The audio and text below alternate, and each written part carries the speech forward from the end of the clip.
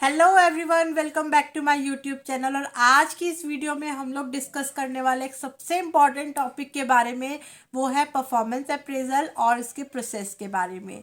Students, ये जो topic है ना, ये थोड़ा सा लेंदी टॉपिक है, तो इस टॉपिक को हम लोग 3 पार्ट में डिवाइड करेंगे। और आज की इस वीडियो में मैं आपसे डिस्कस करूंगी मीनिंग और process of performance appraisal. And yes, one more thing कि ये जो टॉपिक है ये सबसे इम्पॉर्टेंट टॉपिक है from the exam point of view. Clear है, एग्जाम्स में ये क्वेश्चन जरूर मिलेगा ही मिलेगा। I am damn sure and 110% sure कि परफॉर्मेंस अप्रेजल से रिलेटेड टॉपिक आपके पास आता ही आता है, whether you are student of MBA, BBA और BCom। क्लियर, तो आपको ये टॉपिक अच्छे से प्रिपेयर करके जाना ही जाना है।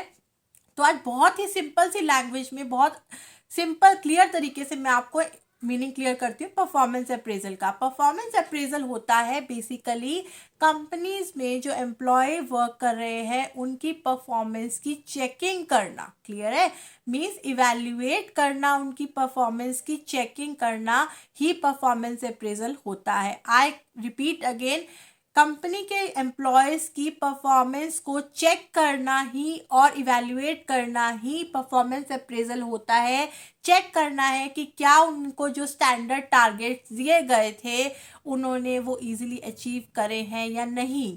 क्लियर है, ये बेसिकली इसको गैप को फिल करना, इस गैप को देखना ही परफॉर्मेंस अप्रेजल होता है। और कंपनी बेसिकली क्यों यूज करती है परफॉर्मेंस अप्रेजल को? कंपनी पहले तो बात है कि हर पीरियोडिक में यूज करती है, मे बी 6 मंथ और 1 ईयर में परफॉर्मेंस अप्रेजल हर एम्प्लॉय का होता है।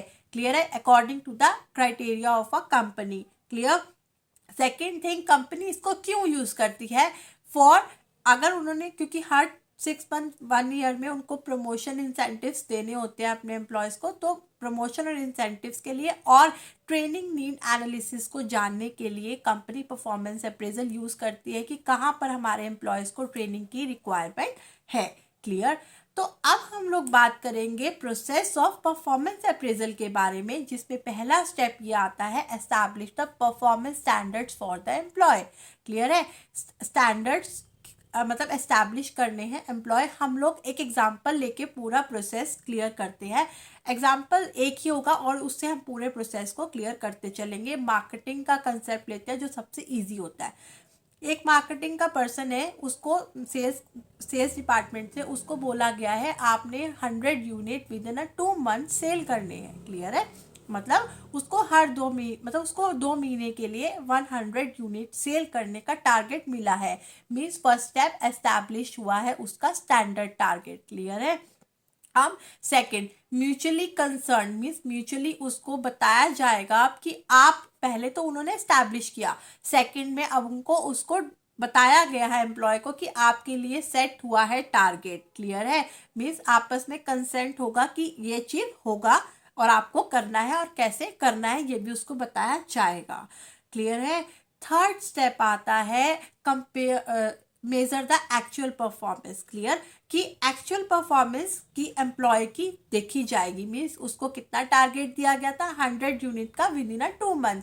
अब उसको देखा जाएगा कि क्या उसने अपना टारगेट अचीव किया है। मीन्स एक्चुअल सिर्फ उसको अभी यही देखना है यहाँ पर कि उसने अचीव किया है या नहीं, मतलब उसने कितना किया है। क्लियर है, 100 में से मे बी 100 हो सकता है और मे बी कम भी हो सकता है। क्लियर, नेक्स्ट आता है इस पे compare the actual performance with the standard performance. Third में हमने क्या किया था, एक्चुअल परफॉर्मेंस देखी थी कि कितनी उसने, सपोज उसने 80 यूनिट्स करे हैं। क्लियर है, उसने 80 यूनिट सोल्ड करे हैं, 20 बीच में से नहीं करे। अब उसकी एक्चुअल परफॉर्मेंस मतलब उसका देखा जाएगा, कंपेयर किया जाए। स्टैंडर्ड कितनी थी 100 थी और एक्चुअल उसने कितना किया था 80।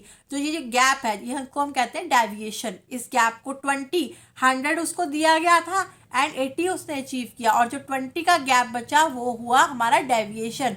उस डेविएशन को उसको, ठीक है, तो बताया जाएगा। नेक्स्ट, अब जो नेक्स्ट पॉइंट आता है उससे बताया जाएगा, उससे डिस्कस किया जाएगा कि आपका सेट स्टैंडर्ड उसको पता था और कि क्या प्रॉब्लम आई आपको, क्या क्या आपको कमी, लिमिटेशंस पता चली अपने बारे में और कैसे कैसे, मतलब उससे कंसर्न किया जाएगा, उससे डिस्कस किया जाएगा कि ऐसा क्यों हुआ, आप बाकी के 20 डेविएशन जो थी उसको क्यों नहीं पूरा कर पाए।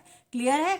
नेक्स्ट आता है taking a corrective action if necessary. Last step है ये हमारा कि अगर वाकई में कंपनी के मैनेजर को लगता है कि कोई इसको ट्रेनिंग की नीड की एनालिसिस है, क्योंकि उससे डिस्कस करके उसकी बातों से पता चलेगा कि उसने क्यों, क्या कारण था, क्या इंटरनल फैक्टर, क्या कुछ प्रोडक्ट में कमी थी, या फिर उसके उसके एम्प्लॉय को ट्रेनिंग की नीड है, ठीक है, उस पर काम किया जाएगा। मीन्स एम्प्लॉय को ट्रेनिंग दी जाएगी, एम्प्लॉय को और समझाया जाएगा कि उसको अपने प्रोडक्ट को, कंपनी के प्रोडक्ट को कैसे सेल करना है।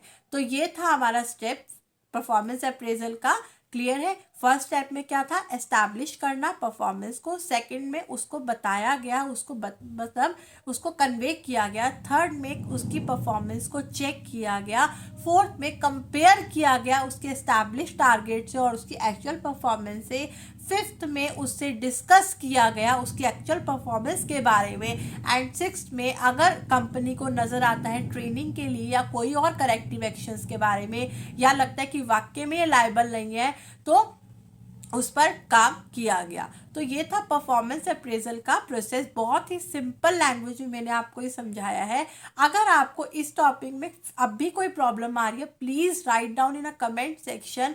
एंड यस, अगर आपको कोई भी मैनेजमेंट से रिलेटेड या ह्यूमन रिसोर्स मैनेजमेंट से रिलेटेड कोई भी टॉपिक में प्रॉब्लम है, please write down in a comment section. और अगर आपको ये मेरी वीडियो अच्छी लगी तो please share more and more with your friends.